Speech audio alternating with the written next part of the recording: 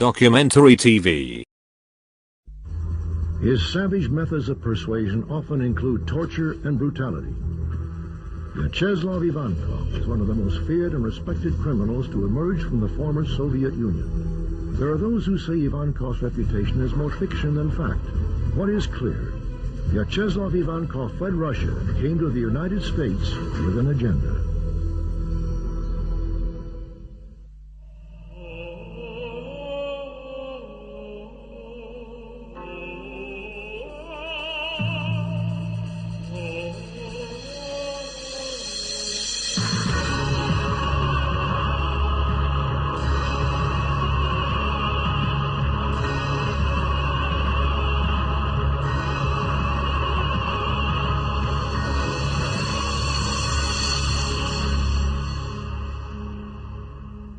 During the days of communist Russia, the government did not officially acknowledge the existence of organized crime.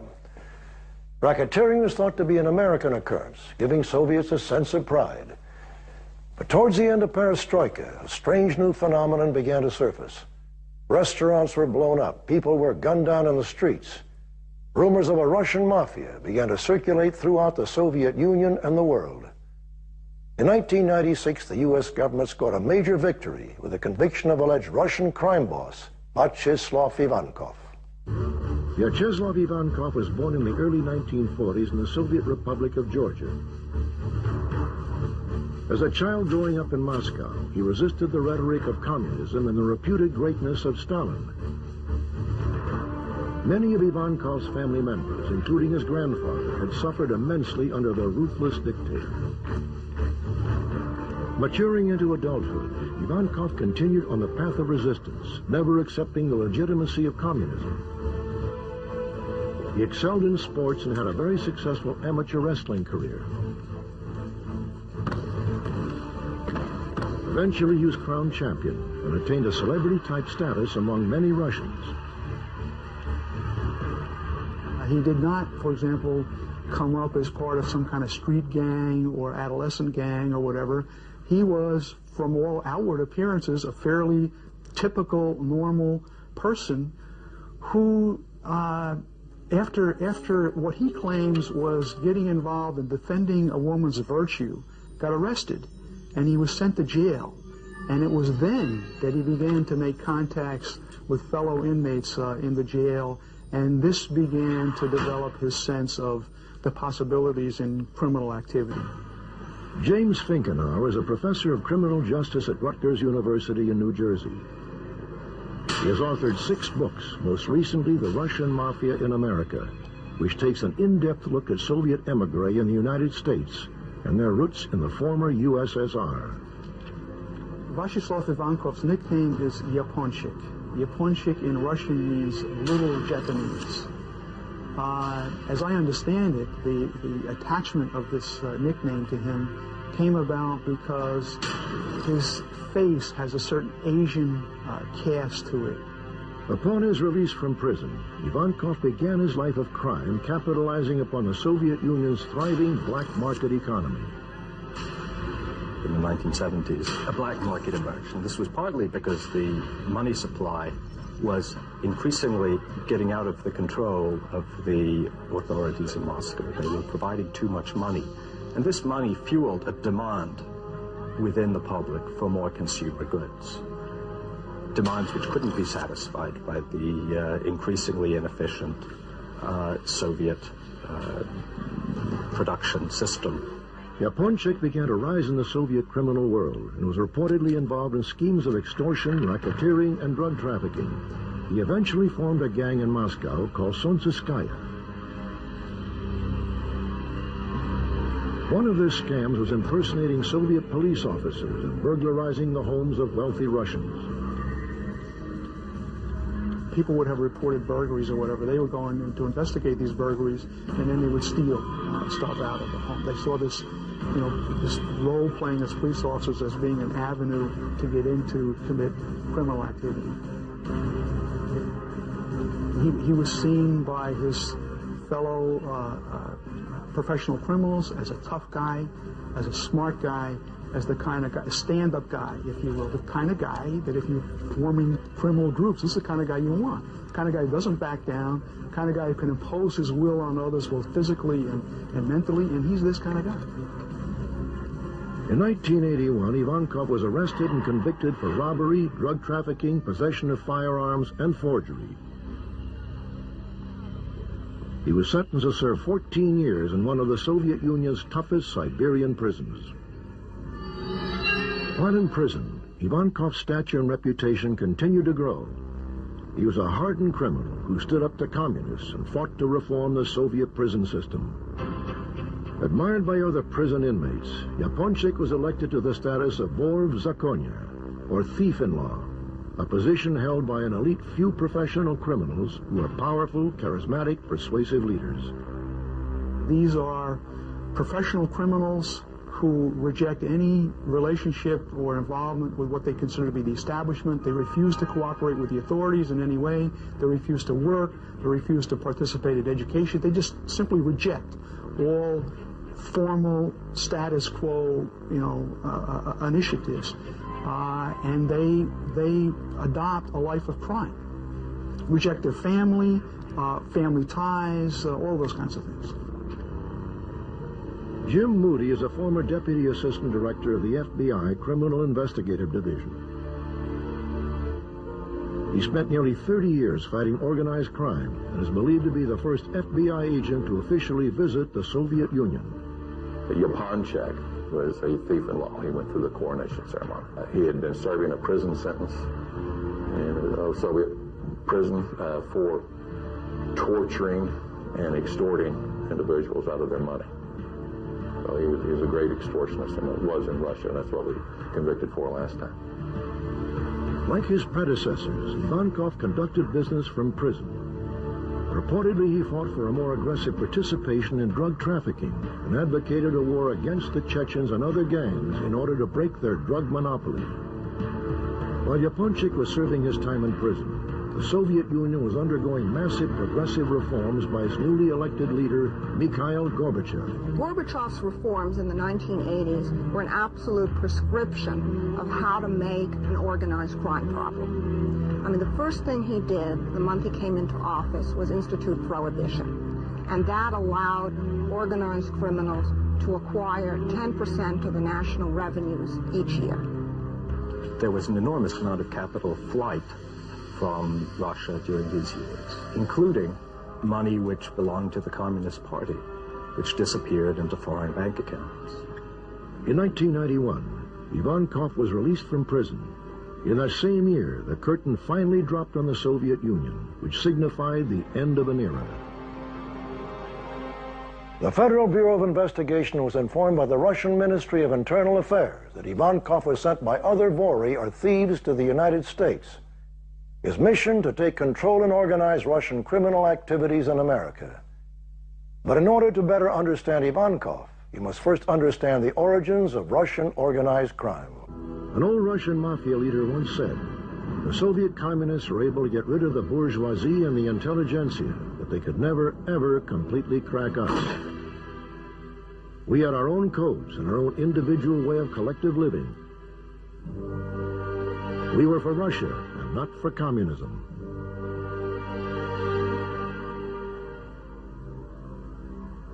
By the turn of the 20th century, Russia's borders extended from Afghanistan to China, with extensive territory along the Pacific coast.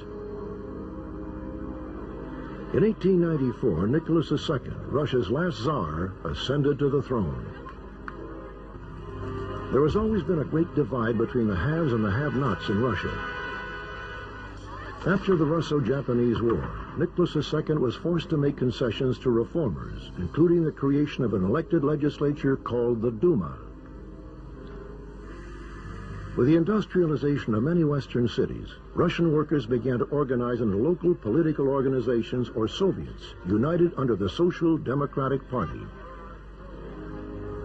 In 1912, the Social Democratic Party divided into two separate parties. The radical Bolsheviks led by Vladimir Lenin, and the more moderate Mensheviks. Russian organized crime was always, from the beginning of this century, very closely tied with the government. Veteran foreign correspondent Stephen Handelman spent 6 years in Moscow as a bureau chief of the Toronto Star. He is the author of Comrade Criminal, which takes a comprehensive look into post-Soviet organized crime. The early Bolshevik conspirators, the early Marxists, saw Russian crime groups, Russian gangs, as a model, in effect, for many of their proletarian organizations. One of the reasons was because of their very close hierarchical paramilitary structure. They were almost impenetrable to outsiders. They were very small groups, small cells, who were very effective in what they did. We know that both Lenin and Stalin saw value in using the early crime groups, early criminal societies, as a way of furthering their own cause. The Russian Revolution came about for one important reason, and that was the impact of the First World War, which led to enormous human and physical losses, which disorganized the political system, and which weakened the Tsar. Although the Bolsheviks had great support in Moscow and St. Petersburg, they were by no means in control of the country, which collapsed into civil war.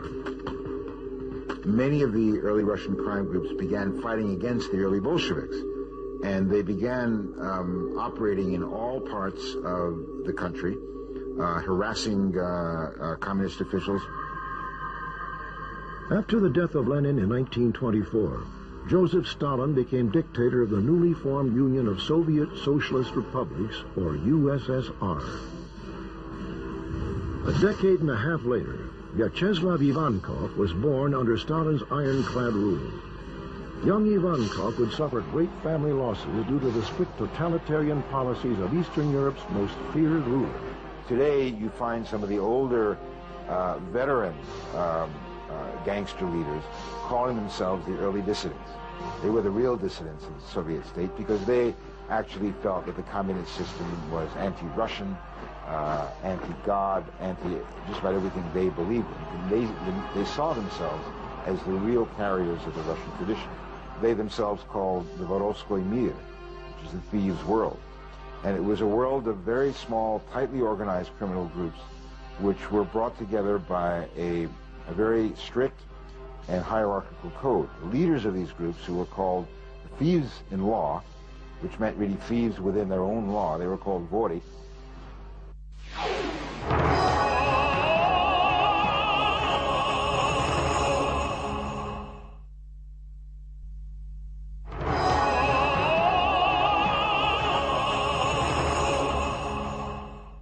The thieves' world has a deeply rooted history in Russia, which some say dates back to the 18th century. It is a legacy of political resistance and lawlessness that can also be linked to Vyacheslav Ivankov. The vor or thief is bound by a strict code of honor. The Vorovskoy Zakon, or thieves' code. He must forsake his family, refrain from marrying or having a family of his own. This does not preclude him from having a lover. He must never work. He must survive by criminal activities alone, help other thieves, and recruit and train young beginners in the trade. Limit his drinking and not amass gambling debts that he cannot cover. The thief can have nothing to do with the authorities or serve in the military. He must keep his promises made to other thieves and abide by punishment determined by other thieves in law. The thieves in law survived the gulag of the Stalinist labor camps and maintained their traditions of future thieves in law. Within 1 century, Russia had experienced 2 revolutions, the latter having a transnational crime effect which quickly spread across the globe. In America, Russian organized crime activities have been reported in more than 20 states, with staggering economic criminal activities in New York, Los Angeles, San Francisco, and Miami. In 1991, Ivankov was released from a Siberian prison after serving only 10 years of his original 14-year sentence. Like so many prominent Russian mobsters in the late 1980s, he had high-level political connections. Again, the claim, the basis of his ostensibly early release from prison is that he, through some others, bribed the judge to order his release. he consequently did get his release. He was well connected at high levels. For example, one of his contacts was with a person by the name of Yuri Cherbanov. Yuri Cherbanov was Brezhnev's son-in-law. Cherbanov himself ultimately went to prison for being involved in various kinds of frauds and schemes in Uzbekistan. But it shows you that Ivankov is not a nobody, that Ivankov, because nobodies were associated with people like the son-in-law of the head of the Soviet Union. It has been reported that soon after Ivankov's release from prison, a meeting of major significance took place in a region called Vedensevo, outside of Moscow, in December of 1991. In the last month of 1991, the same month that the hammer and sickle came down over the Kremlin, a large group of Soviet Mafia leaders, Russian Mafia leaders, met in Dasha, outside Moscow. They'd had many councils and many meetings in the past. This was one of their ways of arranging the government, so to speak, or the governing bodies of crime in the old Soviet Union. And on their agenda, on the top of the agenda, was what to do as the system was imploding around them. These powerful Russian mobsters gathered to plan the criminal migration into the U.S. The individual allegedly chosen to organize the Russians' criminal enterprises in the United States was Russian high-ranking Vor Vyacheslav Ivankov. So in this meeting and over a series of other meetings in 1992, the early part of 1992, they began working out how to develop a new structure. But with this structure came conflicting interests for the first time among the various groups. By early 1992, Ivankov had entered the U.S. and settled in the Brighton Beach section of Brooklyn, New York. Brighton Beach houses one of the largest Russian communities outside of Russia's borders. Sometimes referred to as Little Russia or Little Odessa, it is frequently cited by the New York press as the hub of Soviet emigre organized crime. In the early part of the 80s, Brighton Beach in Brooklyn became a focal point for Russian immigration. Well, Brighton Beach is really the premier Russian community in the United States. This is where that most of the emigres who came, and they've come in various waves, but particularly those who came in the 1970s, when you had an opening up of the emigration by Jews from the former Soviet Union. They would come typically to Kennedy Airport, and they would arrive at Kennedy Airport, and as has often been the case historically with emigres, they spread out within a narrow range of the port of entry into the country. I remember going to Brighton Beach in the 1970s and visiting a restaurant, and the manager of the restaurant came up to me, and I knew that this restaurant was one of the centers of organized crime in Moscow. And he had been the vice director of the restaurant and started to tell me about how many times he'd been arrested under Soviet rule, and every time he'd managed to get himself out of it. Once in Brighton Beach, Ivankov wasted no time in setting up and organizing the Russian community's criminal activities. By the mid-1990s, due to the fall of communist Russia, many Russians were free to leave the country. This mass exodus also allowed many former Russian criminals to exit as well. Late mid-1970s to late 1970s, early 80s, there were about 200,000 Russian immigrants that came to the United States.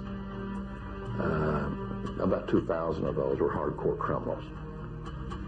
However, by the mid-1990s, when the Russian communist system broke down, and it was free and open for anybody to leave the system, you began to see the formal classical Russian crime groups leaving, sometimes on assignment from the godfathers in Russia, to settle in the U.S. and to begin to invest money and get involved in criminal activities. And they often shouldered aside these small-time gangsters who began in Brighton Beach and took over more and more and more of their operations. To gain entry into the United States, Ivankov claimed he was a film director on his visa. Ivankov was probably at that time one of the larger members of Russian organized crime that was operating in the United States. He had capabilities of having support with other members of organized crime in the Russian area, and he was able to infiltrate the ethnic communities in the United States, the Russian ethnic communities, because of his notoriety and his reputation in Russia. Russian organized crime members came to the U.S. with more than just a plan of how they were going to make money. They were also armed with years of experience in manipulating bureaucratic red tape. These Russian criminals had a wealth of knowledge in forgery, counterfeiting, and fraud. Richard Ward is the executive director of the College of Criminal Justice at Sam Houston University in Huntsville, Texas.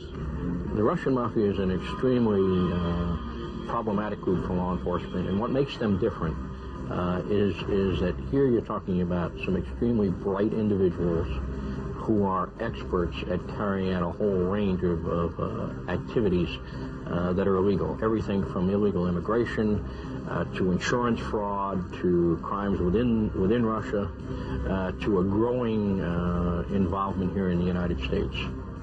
Russian organized crime in the United States is very violent. All organized crime is violent. There's just different elements of sophistication. Like the American La Cosa Nostra, one time we had 5 La Cosa Nostra members that cooperated with us and started telling us about murders. And they told us about over 230 murders, but we only had about 3 or 4 bodies. Most people just disappeared. The Russians are different in that they kill people and they're not as sophisticated about it, but they also do a lot of torturing of people before they kill them.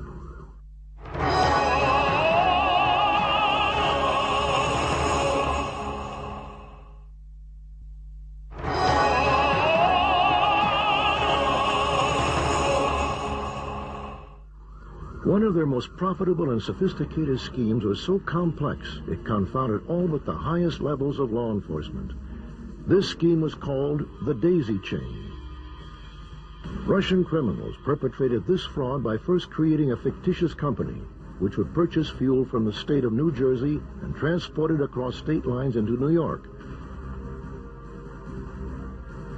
There, the fuel was shipped to a second fictitious company, which was set up to forge tax documents sent to a third fictitious company. This third company would then distribute the fuel to the public and then collect the federal and state taxes.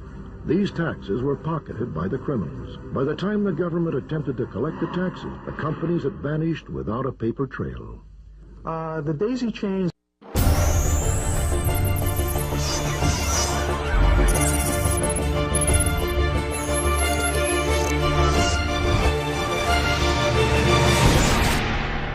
Documentary TV. This is the personification of the Russian criminal mentality, because, these guys who are now involved in crime here, for the most part, came out of the old black market system that operated in the Soviet Union.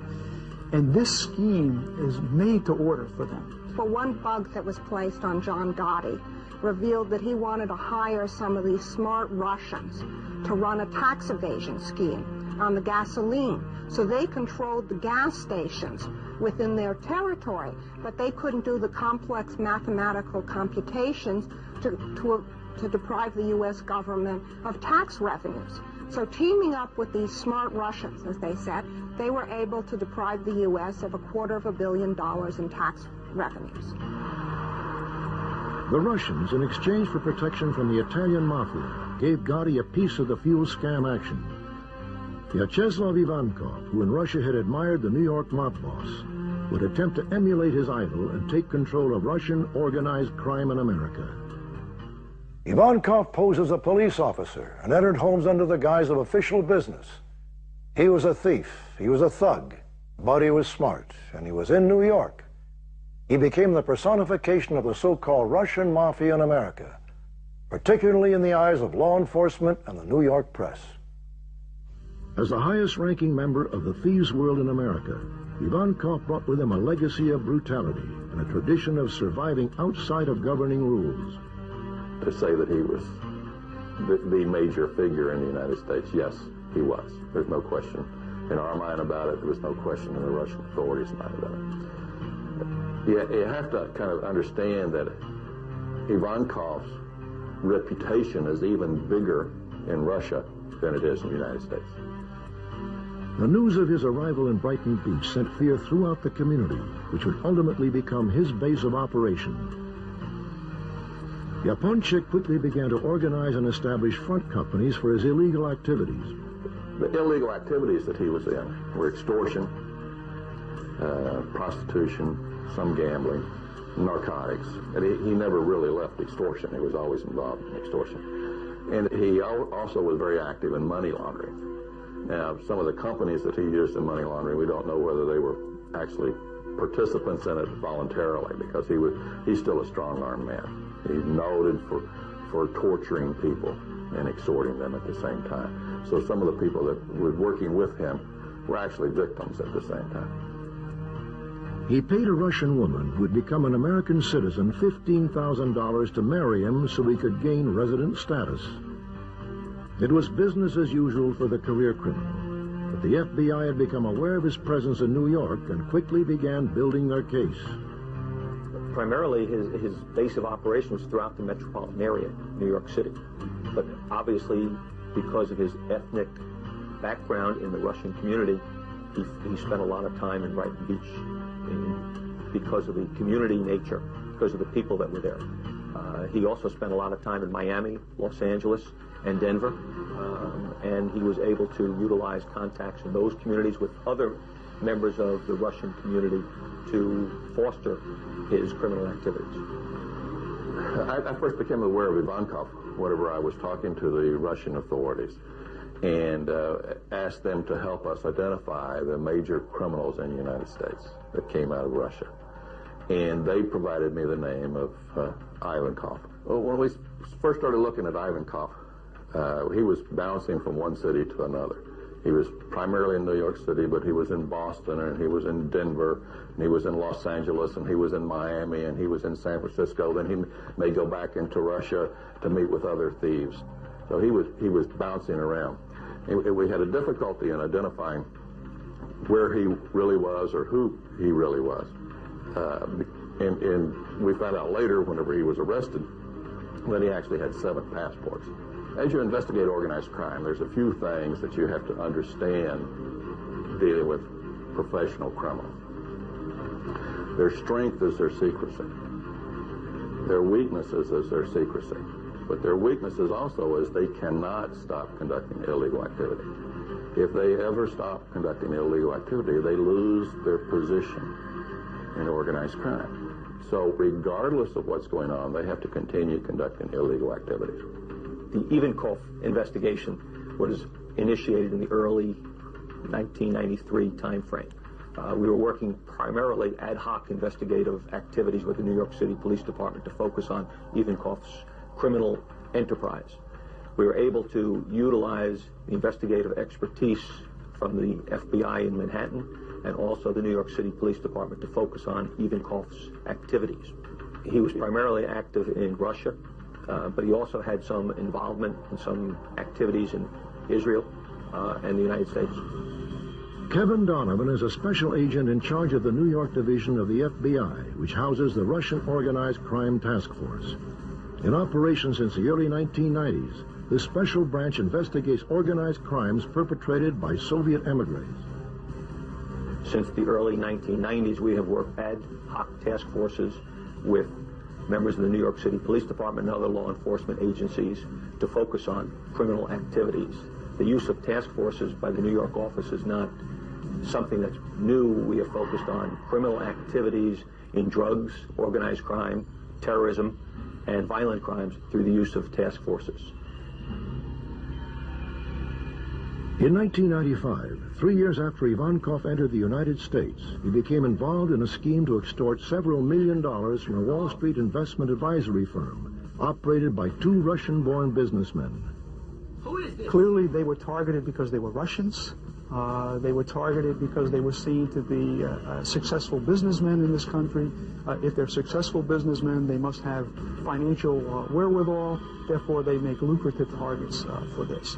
They also were targets because they still had family back in the former Soviet Union. Apparently, the money that was the target of the extortion had roots in Moscow. Ivankov learned that the two businessmen had been wired several $1 million from a Moscow bank without the usual paper trail. Therefore, everyone involved assumed that the money had been transferred illegally. Wanting to capitalize on the situation, Ivankov had an associate attempt to arrange a meeting. The men refused. Ivankov reverted back to some of the street tactics he perfected in Moscow.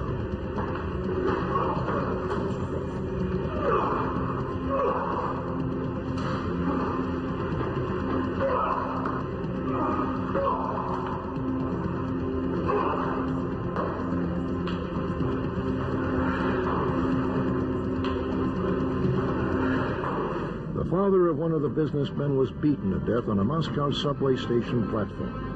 The murder had never been solved.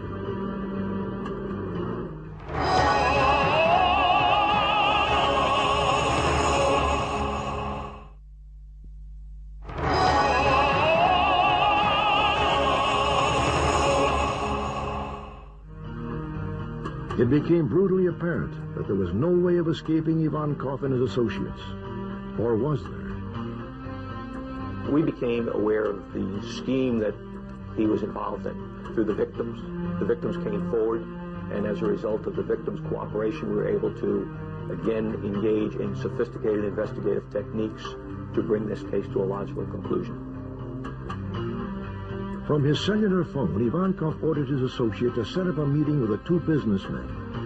The message was given, and the men submitted to paying him $3.5 million.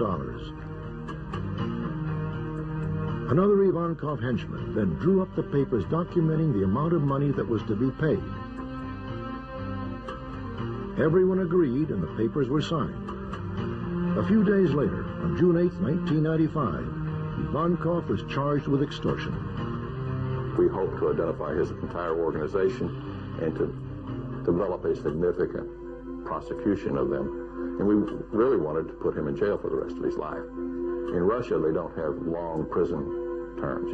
20 years is a very long prison term. And the concept of life imprisonment is not known over there.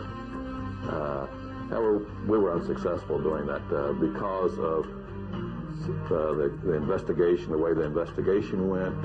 We developed an extortion case on him, and we thought people were about to get killed. And to save their lives, we brought the case down early. The arrest of Ivankov sent shockwaves through the city and added to the growing fascination surrounding Russian organized crime in America. The reported Godfather's incarceration was a leading story in Moscow and generated in-depth television profiles on his criminal activities in Russia and abroad. Defense was so weak that they knew that if I was given a chance to speak, I would dispose all the lies. That's why they didn't let me speak. They not only didn't let me speak, but moreover, they authorized my defense to convince me to give up my right to speak. It's been a long time. I figured out it was a conspiracy against me. I was often interrupted. They did not let me deliver in full volume the body of facts in chronological order, so that I would prove that it was all falsified. It was a cynical and cruel crackdown on me. A professional criminal, an organized crime member, in a day-to-day basis is involved in illegal activity. He must maintain the conduct of his illegal activity on a day-to-day basis to maintain his position in the organized crime group. Consequently, if you go after him and target him, you will be able to identify the illegal activities he's in and develop evidence for successful prosecution. Mr. Ivankov has pled not guilty. We expect that we trust the jury, and we start the process today. Ivankov's case is a major case because it demonstrated the ease with which members of Russian organized crime families have been able to infiltrate the U.S. communities. We were able to focus on his criminal activities through the cooperative efforts of members of the community, other law enforcement entities throughout the United States and throughout the world. And we specifically were able to develop cooperation in this investigation with members of the MVD, the Royal Canadian Mounted Police, and other international entities that continue to allow us to track and focus on Ivankov's activities. Ivankov was sentenced for 10 years and is currently in the Allenwood prison in Pennsylvania. Vyacheslav Ivankov's arrest and 1996 conviction is viewed as a significant victory in the fight against Russian organized crime. Until that time, there had been no major arrests of any Russian crime figures. There have been a number of killings that had taken place in Brighton Beach or in the New York metropolitan area. Nobody had been arrested for these. There was more and more mystery that was developing. For example, some of these killings took place in public settings, in nightclubs, in full view of people, and yet no one saw anything. No one was willing to come forward and say anything about this. Ivankov was a Russian godfather, no question about it. And I think we were successful with his arrest, and with his conviction, and with his sentence, although it's not as much as we wanted. It sent a message back within the criminal community in Russia that you better watch out coming into the United States. The questions surrounding the scope of Ivankov's criminal activities in the United States may never be answered. But experts agree that with the demise of the Soviet Union and the formation of the independent states, Russian organized crime is a growing phenomenon. It's the most diversified form of organized crime activity one sees in the world today. The Colombians are concentrated in drugs. The Mexicans are concentrated in drugs. The Russian organized crime out of Russia and Ukraine has the greatest variety of illicit activity of any criminal groups in the world today.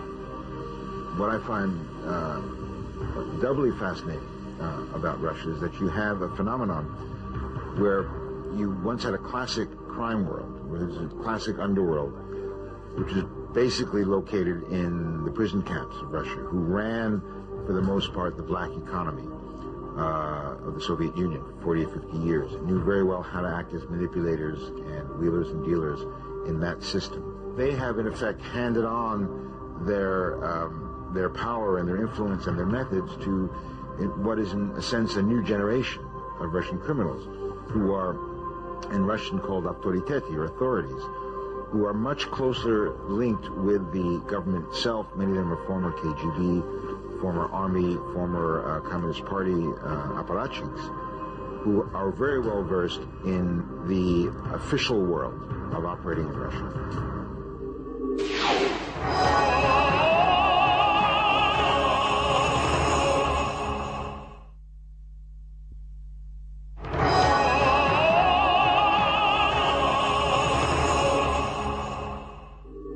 Handelman calls them comrade criminals because they have one foot in legitimacy while the other foot walks in the underworld that thrived in the shadows of communism. The Russians are particularly different than other mafia groups because they have a level of professionalism that really comes from their long record of being able to deal with a very difficult totalitarian system. They know how to get around it. They know how to get around the police. They know how to suborn and corrupt officialdom. And most of them are quite shrewd and intelligent businessmen. Part of the problem, as we've seen, is the laundering of Russian money into legitimate businesses and their criminal activity through legitimate businesses. What is especially pernicious for the former Soviet Union is that the money moves only out. In Italy, in Colombia, in Mexico, organized crime groups invest in the country, but they don't invest hardly anything in any of the countries of the former Soviet Union. So they're just parasites on their economy without returning any of the capital. A lot of business transactions are cleared in Russia in offshore banks, in Cyprus and in other offshore havens. The reason for this is quite simple: to avoid paying taxes. The Mafia does this, but also perfectly public businesses, private businesses do so. In part it's illegal, but there are ways of using offshore havens which are not illegal. The reason is just straightforward profit maximization. If you pay less tax, you have more profits to keep. And that's essentially why some islands in the Mediterranean have been making so much money at the expense of the Russian economy. Post-Soviet organized crime is involved in all kinds of activities. You can find them in the construction industry in different parts of the world. That's one of the prime areas they've moved into to launder money. You can find them in the stock market. We just had a criminal convictions of organized crime manipulating stocks, which is sort of the most advanced side of organized crime activity that you'll see. There are just so many ways for organized crime to obtain huge amounts of money very quickly in an undeveloped, inexperienced banking system. There was always a Russian mafia. It's not like it's new.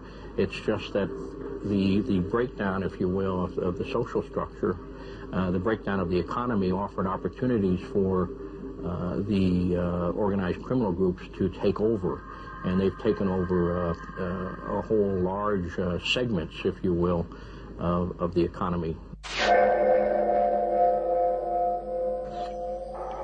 There isn't global law enforcement. That's the problem. And so therefore, there isn't an international law enforcement effort that is capable of addressing this problem. The United States is gearing up to fight organized crime, but they're dependent on dealing with the law enforcement of other countries. And sometimes these crime groups are committing their activities in 7 or 8 different countries simultaneously. It's impossible to keep track of a lot of Russian activities, the laundering of money from country to country, because much of what the Russians do is overtly legitimate, overtly legal, like many other transnational crime groups.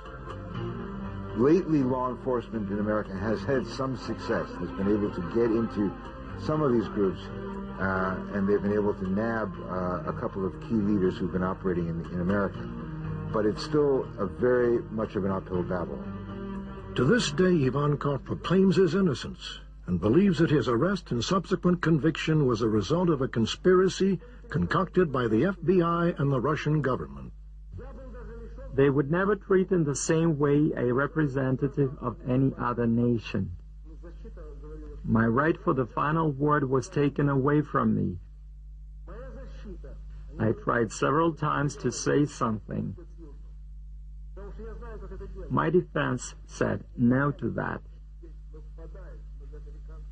But I was not given the right to through the restrictions of trial regulations. They tried to play on the side of Russia's secret services. My defense, who were American, played on the side of Russian secret services. They said, "We are Americans. Help us with this trial, and next time we will help you with what you need." According to various law enforcement agencies, Vyacheslav Ivankov is just one of the many sharks swimming in an ocean of transnational crime.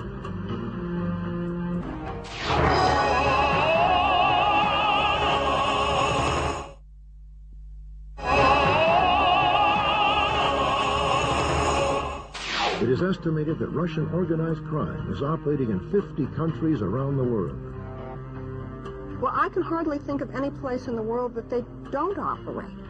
I mean, one of the things that they're extremely good at is operating in offshore islands in the Caribbean or the South Pacific that you may never even have heard of.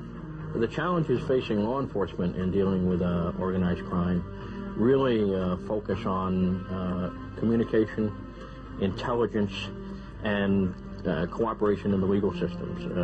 We don't have an international court, criminal court, for example, so there's no place to take criminals, if you will. So jurisdictions change. One of the real problems is the legal definitions of crime. What is a crime in one country might not be a crime in another country. But according to author Stephen Handleman, the greater threat is to the stability of Russia itself. The one thing that has to be emphasized is that although Russians have come to the United States, Russian criminals have come to the United States in great numbers, this for them is not a major center. The United States for them is not a major center of operations. For them, it's a good place to bank. It's a good place to keep money in case things get really bad. But their interest and their attention is still focused on the power politics of Russia, where the fight for the spoils of the old Soviet system still goes on, and where people are still in a vicious fight for power and for economic control of Russia's resources. According to the Russian Ministry of Internal Affairs, roughly 2/3 of the Russian economy is under the sway of crime syndicates. Swiss banks are estimated to hold $10 billion of Russian organized crime money. Russia has truly become a superpower of crime, and Vyacheslav Ivankov is just one figure in a country riddled with criminals. I'm Robert Stack. Thanks for joining us.